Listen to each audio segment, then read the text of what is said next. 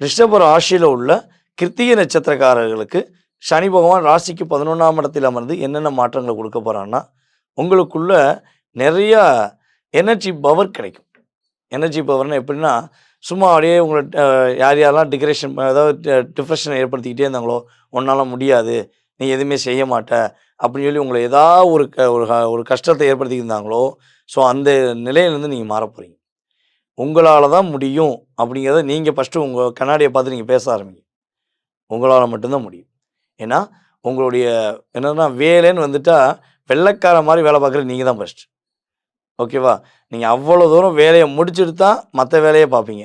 So அப்படிப்பட்ட உங்களுக்கு வேலையில பிரச்சனை இருக்குன்னா, வேலையில உள்ள பிரச்சனை சரியாயிரும். தங்க நகை வாங்குவதற்கான பாக்கியங்கள் உண்டு. தங்க நகைய கொண்டு போய் அடமானம் வச்சிருந்தீங்கன்னா, அந்த நகைய மீட்டுக் கொள்வதற்கான வாய்ப்புகள் உண்டு. அதேபோல நம்மளுடைய ரிஷப ராசியில பிறந்த கிருத்திகை நட்சத்திரக்காரர்கள் கல்வியில் மேன்மை அடைவீர்கள். இப்போ புதுசா ஏதாவது ஒரு படிப்பு படிக்கிறதுக்கான வாய்ப்புகள் உண்டு.